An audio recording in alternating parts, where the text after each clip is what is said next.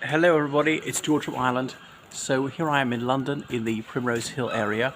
Behind me is the house where Dr. Jose Rizal lived in the 1880s. So Jose Rizal is the national hero of the Philippines, and he was a man of many parts.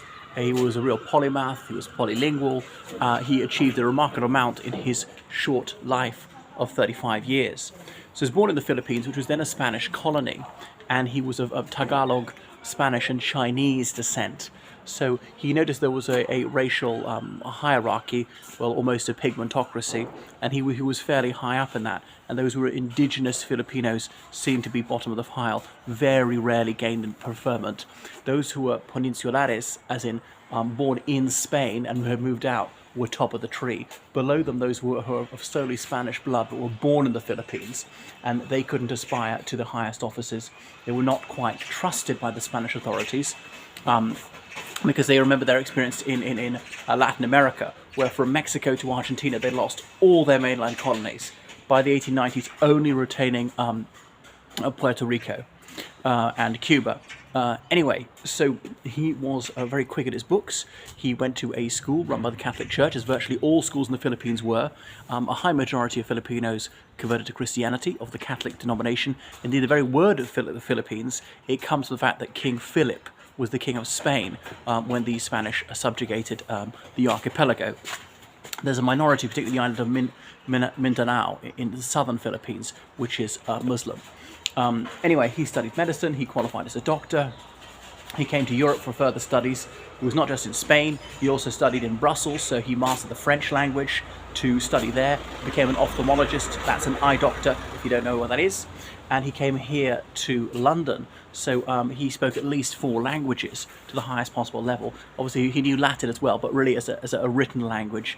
It wasn't a spoken language by the 1890s. So he was a fairly serious Catholic, although he was sometimes critical of the church. He'd also visited Hong Kong, and he had some liberal leanings.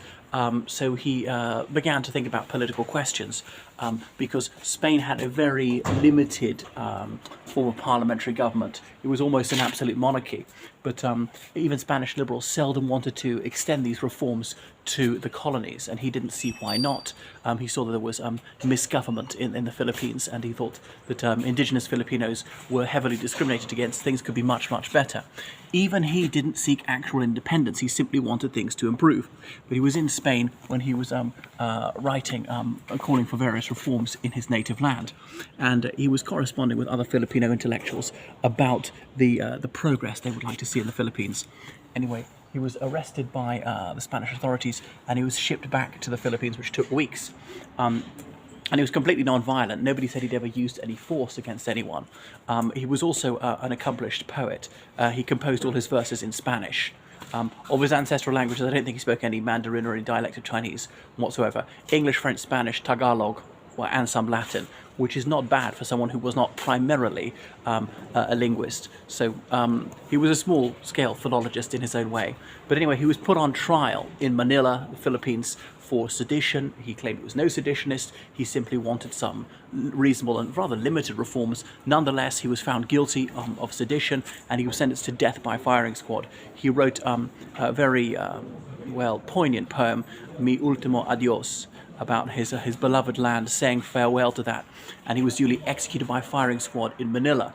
Now, many Filipinos were so outraged by the execution of this man who'd never done anyone any harm, had simply proposed a few ideas, that they were spurred to armed revolt. And there was an insurrection which took place in the Philippines after this, even though he'd actually not called for any use of force. He was a moral force-filled person. He hadn't even called for a strike, not even demonstrations.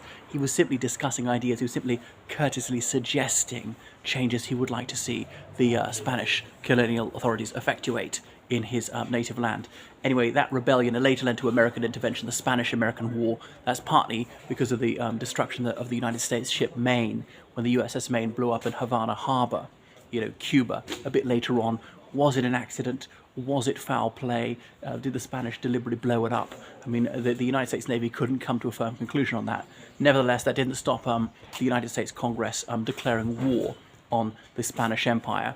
And then there was Battle of Manila Bay a bit later, where the United States Asiatic Fleet sent most of the Spanish Asiatic Fleet to Davy Jones's locker, and the Filipino insurrectionists weren't enough to defeat the Spanish colonial troops on their own. Remember, there were some Filipinos who were pro-Spain right to the end. And the United States Army landed on the Philippines, and that's what wrested the Philippines from Spanish control. And the Spanish were defeated. They had to throw in the towel, acknowledge that that was the end of their overseas empire. But for, say, Spanish Morocco and what's the one, Equatorial Guinea, which is on the coast of West Africa. And anyway, so then Filipinos thought they were getting independence, but Uncle Sam was having none of it, because the president said, we're going to civilize and Christianize these Filipinos, not realizing, of course, the Philippines had been a predominant Christian country since before the foundation, well, long before the foundation of the United States, since not long after Columbus made landfall on the American continent. And there was a very bloody war. Hundreds of thousands of Filipinos were killed fighting for their independence against the United States. So the United States then ruled up until 1945. But that is Jose Rizal, who's rightly adulated both as a poet and as a political activist. So yeah, this is where he lived in London during a short sojourn here for the furtherance of his academic studies. Well, what a pity he was lost to world literature. A different turn things could have taken if the Spanish colonial authorities had been willing to grant some reasonable reforms. There might have been no rebellion, there might have been no Spanish-American war, and it might have become a dominion, something like Australia was in relation to the United Kingdom. That's enough about Jose Rizal. So please send me send me some donations to PayPal, which I urgently need. Incidentally, he's living here in Primrose Hill, almost round the corner from where Friedrich Engels lived, although Engels would have been here at the same time as him.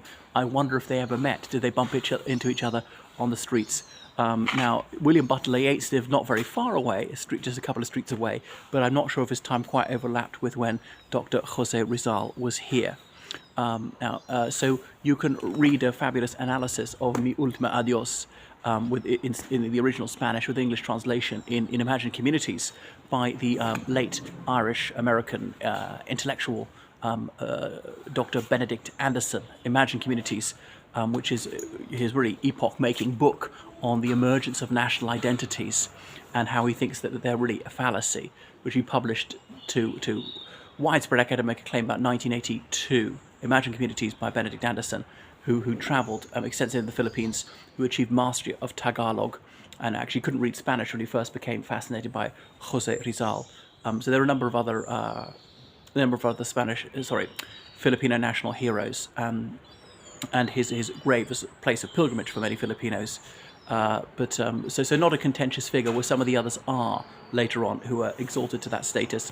And he was an inspiration to those who wanted to cast off Spanish rule elsewhere, such as in